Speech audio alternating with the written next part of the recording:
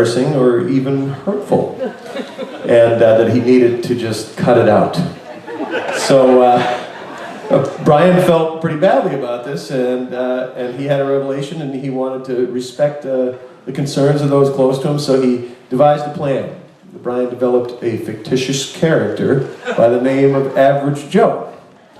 Now, Average Joe could freely express all Brian's concerns without implicating Brian as the source. So now, instead of blurting out embarrassing comments in a room full of family and friends, Brian writes them down and posts them in a blog or in a book for the entire world to enjoy. And he also enjoys sharing his stories with nice folks like you. Ladies and gentlemen, please welcome Brian Daniels.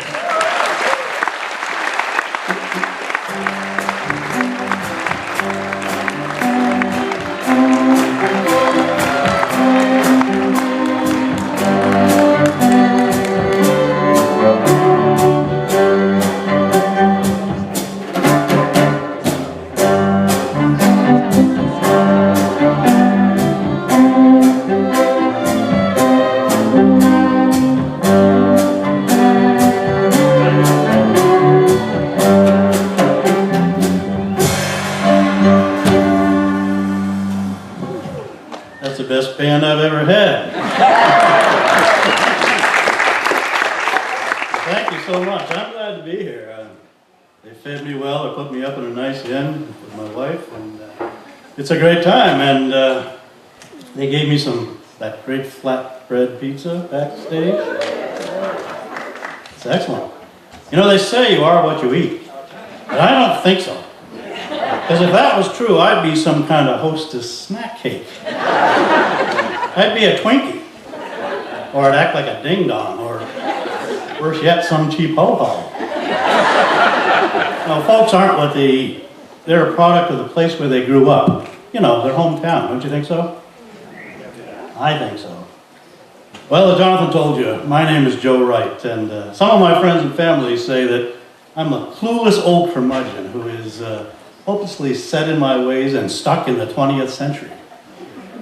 There's probably some truth to that, because I do have a hard time understanding and coping with life in this modern world. And I especially have trouble coping with the little woman Winnie, she's over there, and others of her gender. You're all over the place. And to make things worse, I seem to be missing that brain-to-tongue filter that keeps most guys from saying the kind of stupid stuff that has so often gotten old Joe into deep doo-doo. I gotta tell you, though, to know me is really to know my hometown, small town. It's the culture and the schools and the churches, but most of all the people in that place that have made me, for better or worse, the man I am today. And I got to know some of those people better than some of the people in town got to know those people, because my dad owned a small grocery store in town. And when your dad owns a small grocery store in a small town, you get to know just about everybody. Well, being a grocer's son in a small village was not all that in a bag of IGA chips, I can tell you that right now. My older brother Sam and I spent countless hours working at the checkout counter, and that included working on Christmas morning and times like New Year's morning, at a time when people didn't do that kind of stuff.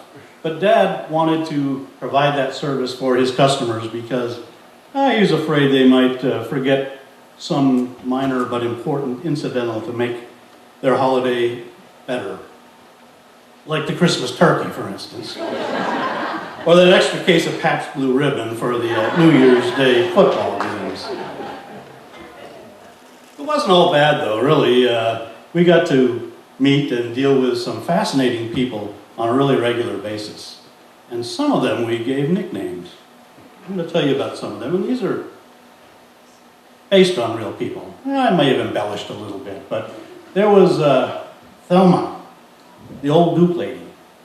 Thelma was a tiny little older lady who always dressed in a black dress and would shuffle into the store and go over to the wine section and grab a bottle of Old Duke and slip it into her little purse, and then stand sheepishly while all the other customers left the checkout area. And then she'd shuffle over to the checkout area, open up her little black patent leather purse and show us her vintage purchase. Like we didn't know from about 1,000 previous performances of this routine. Well, then she would pay for it. And she always paid for it in the same way. She'd count out the money. And that made my brother Sam laugh for some reason, which always put me in the precarious situation of having to explain. So she'd come up and she'd say, $1 and 1, 2, 3, 4, 5, 6, 7, 8, 9 pennies. And Sam would start laughing. And my brother has a weird laugh, I gotta tell you. And then she'd ask, of course, what's so funny? And I'd say, I'd have to think of something. I'd say, well, I just told my brother a funny joke a little bit ago, and he's still laughing about it. What's the joke? Oh, no. I think it was a story about a traveling salesman and a farmer's daughter. Oh, that's a naughty one. Funny, though. And then she'd shuffle out of the store. And then there was Percy, the smelly cat rancher. That's what we called him. Well, Percy would come into the store about every Friday night at just about 6 o'clock, and he'd buy a 25-pound bag of Kibbles and Bits Ocean Medley Delight and 2 big bags of cat litter. Well, it seemed like the cat litter really wasn't doing its job. You see, Percy, the cat rancher, Percy the smelly cat rancher, that was his nickname, was the one who was smelly. It was not the 30 cats, it was Percy. He was not a rancher of smelly cats, but he had 30 cats, and he was the one who really stank. And then there was Ephus, the glue sniffer. Well, Ephus hadn't worked on a pair of shoes since Small Mart started selling Chinese penny loafers for about $3.99. But he stopped at his old cobbler shop every morning at about 8 o'clock. He was always happy, but that was the high point of his day, if you know what I mean. My favorite of all, though, was a man named Davis Old Grumpy Doppin. Old Grumpy was a crusty old farmer with kind of reddish blonde hair, whose sole mission in life seemed to be to give me a hard time. And he was really good at it.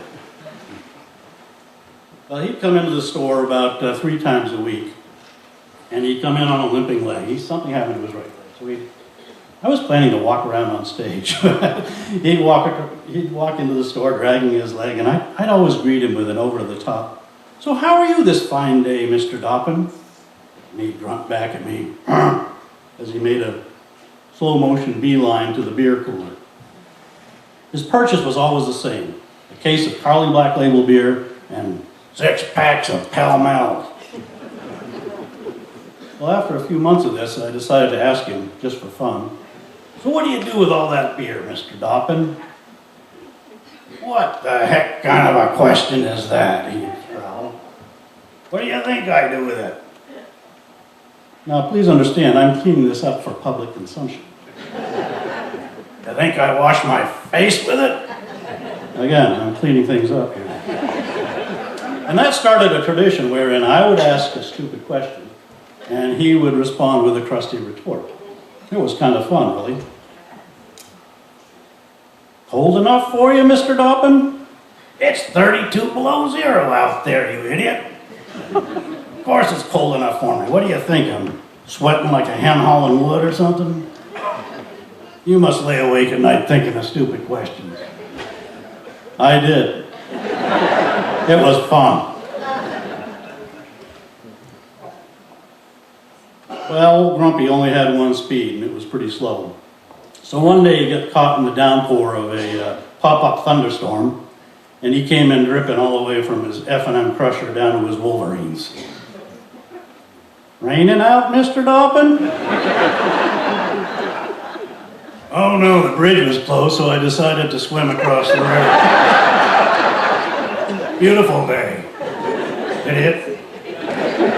Knucklehead. I gotta rush home so I can make hay while the sun's shining."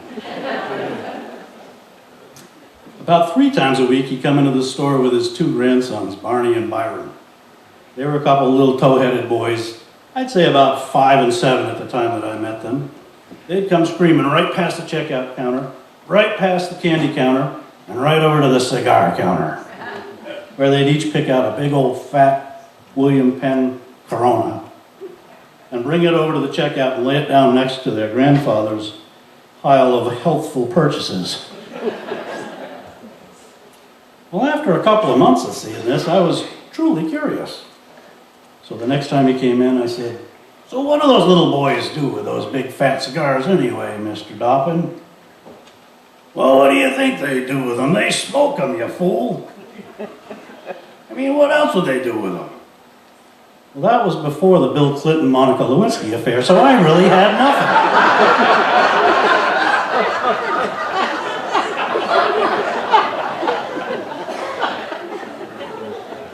It's funny how things work out, though. Years after Dad sold the small-town IGA, I fell in love with and married a beautiful little girl with reddish blonde hair who likes to drink beer. That's right, Winnie is Davis Doppin's granddaughter.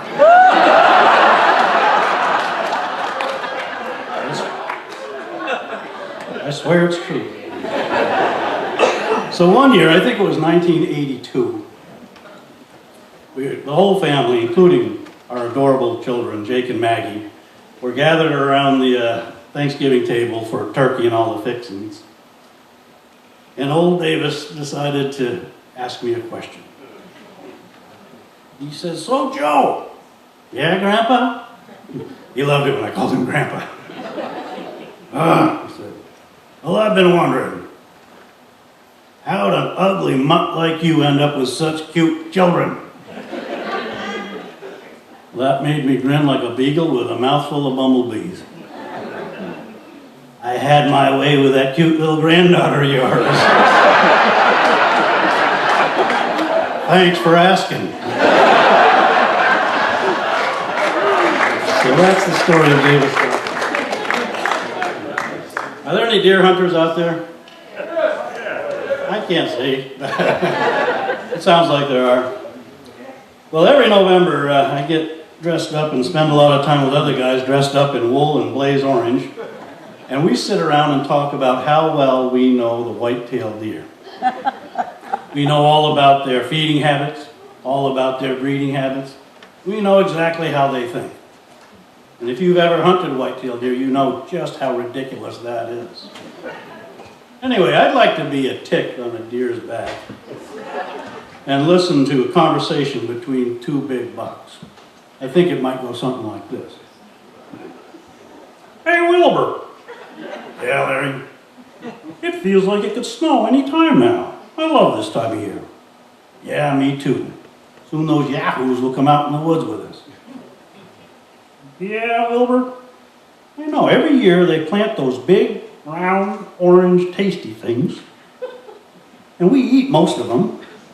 Then they carve faces in some of them and put them in front of the place where they bed down at night. That's how I know it's almost time for the yahoos to join us." "Yeah, that's right. Pretty soon they'll dress up like those big, round, orange, tasty things and come out here in the woods with us. I can't wait." "Oh, look, Wilbur. Here comes one now. Should we run?" "No, not yet. It's going to take him a while.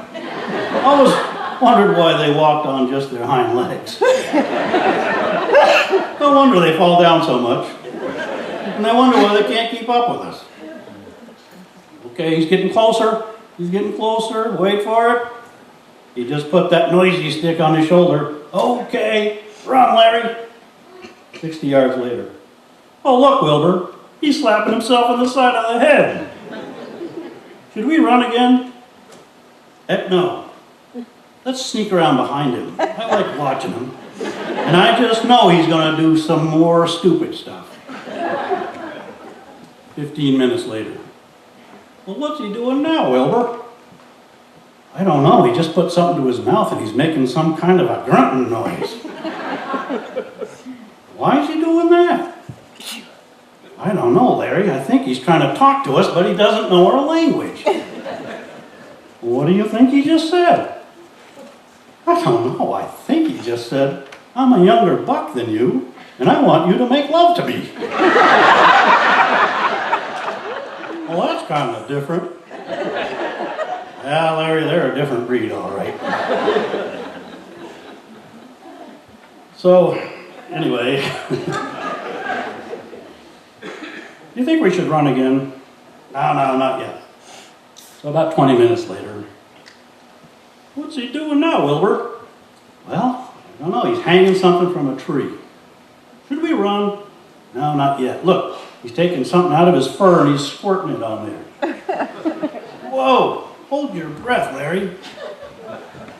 Oh, what's that smell? Wilbur. I don't know, I think he's trying to smell like a hot dough. A hot dough? It would take a dough 10 times the size of Big Effie to smell like that. And even she's too fat for me. And you know I ain't that fussy.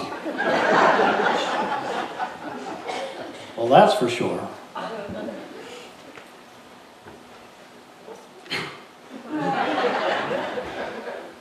Well, should we run now, Wilbur? No, not yet. Look at him now, he's climbing the tree. All right, he's halfway up the tree. His noisy stick is still on the ground. Wait for it. Okay, make that snorting noise and run past him. Oh, and Larry, make sure he sees those big bones sticking out of our head. That really makes those yahoos do stupid stuff. Thank you very much.